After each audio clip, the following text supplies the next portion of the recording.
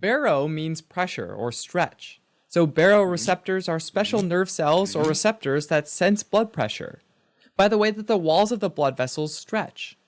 That information is sent from the baroreceptors to the brain to help keep blood pressure balanced. So baroreceptors are actually groups of nerve endings found within the blood vessel walls, and they can be classified into two types based on their location: the arterial ones and the cardiopulmonary ones. The arterial baroreceptors can be found on the wall of the aortic arch as well as on the wall of the carotid sinus, which is basically a bulge of the internal carotid artery just above its split from the common carotid artery in the neck. In the aortic arch, these nerve endings join up to form the vagus, or 10th cranial nerve, and in the carotid sinus they form the glossopharyngeal, or 9th cranial nerve. Both of these cranial nerves travel up towards the brainstem, carrying information about the stretch they sense in the arteries.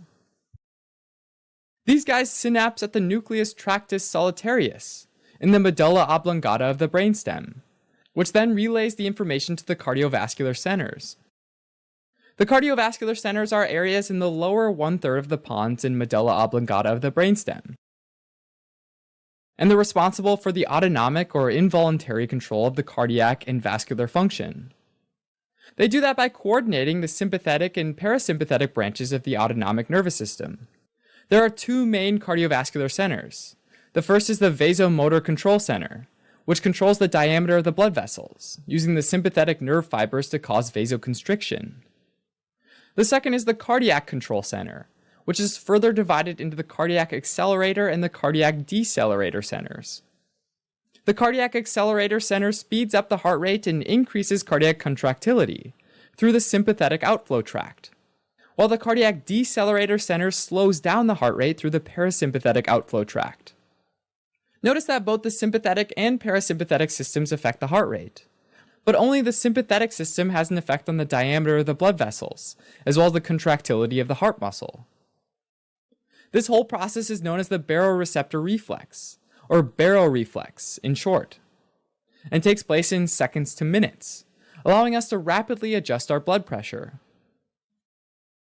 Alright, so as blood pulses through the carotid sinus and the aortic arch, the arterial walls get stretched out, and in response, the baroreceptors start firing more nerve impulses up to those cardiovascular centers. The higher the pressure, the higher the frequency of nerve impulses. So let's say you're running to catch the bus, and your blood pressure rises.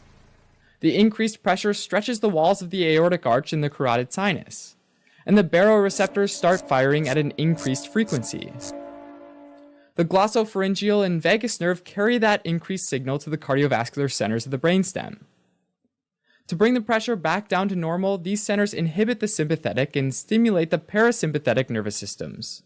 Specifically, the vasomotor center decreases the vasoconstrictive effect of the sympathetic nervous system. In other words, the arterioles dilate, decreasing total peripheral arterial resistance, and there's decreased constriction of veins, which allows blood to pool in the periphery rather than returning to the heart. Decreased venous return means that there's less preload, or less diastolic filling of the heart, and that also decreases cardiac output. Meanwhile, remember that the cardiac accelerator center is also inhibited, reducing the sympathetic effect on the heart, and letting the heart work slower and less forcefully. In other words, decreasing the heart rate and contractility, while the cardiac decelerator center is activated, boosting the parasympathetic effects on the heart, which again slows down the heart rate. Combined, these effects result in a decreased cardiac output. Since blood pressure roughly equals cardiac output times total peripheral resistance, the decrease in cardiac output and the decreasing total peripheral resistance means that the blood pressure will decrease back down to normal as well. Hopefully by that point you've made the bus. On the flip side, let's say that you're in a terrible traumatic accident and start losing a lot of blood, causing your blood pressure to fall. The decreased pressure causes the walls of the aortic arch and carotid sinus to become less stretched, and the baroreceptors start firing less frequently. The glossopharyngeal and vagus nerve carry that decreased signal to the cardiovascular centers of the brainstem. To bring the pressure back up to normal, these centers stimulate the sympathetic and inhibit the parasympathetic nervous systems. Specifically, the vasomotor center increases the vasoconstrictive effect of the sympathetic nervous system. In other words, the arterioles narrow, increasing total peripheral arterial resistance, and there's increased constriction of veins, which returns more blood to the heart rather than allowing it to pool in the periphery. Increased venous return means that there's more preload, and that also increases cardiac output. Meanwhile, remember that the cardiac accelerator center is also stimulated, increasing the sympathetic effect on the heart, and letting the heart work faster and more forcefully, meaning that it increases the heart rate and contractility. At the same time, the cardiac decelerator center is deactivated, which reduces the parasympathetic effect on the heart, which again speeds up the heart rate.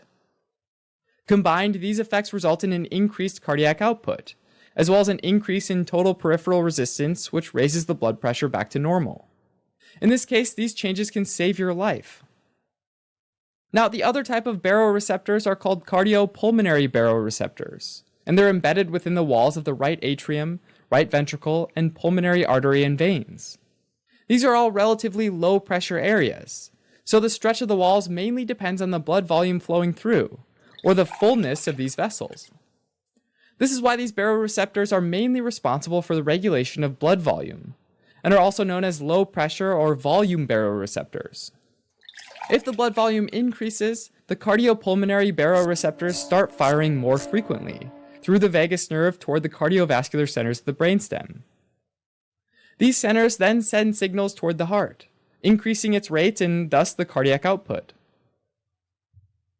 Increased cardiac output means more blood reaches the kidneys, so more water and sodium can get excreted in an attempt to lower blood volume.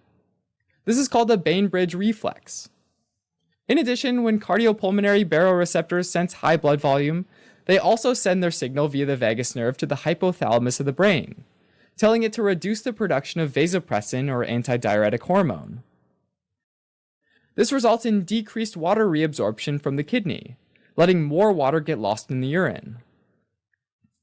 Cardiopulmonary baroreceptors also stimulate the secretion of atrial natriuretic peptide, which comes from the atrial muscle cells. ANP causes renal arterioles to dilate, allowing them to receive and filter even more blood, while also inhibiting water and sodium reabsorption.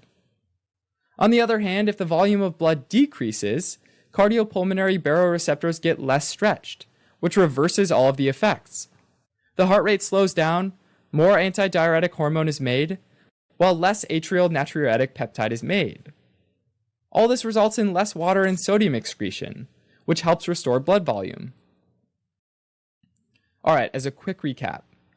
Arterial baroreceptors are located in the aortic arch and carotid sinus, and respond to blood pressure changes, sending information through the glossopharyngeal and vagus nerves to the cardiovascular centers in the pons and medulla. These, in turn, through the autonomic nervous system, modify total peripheral resistance and cardiac output.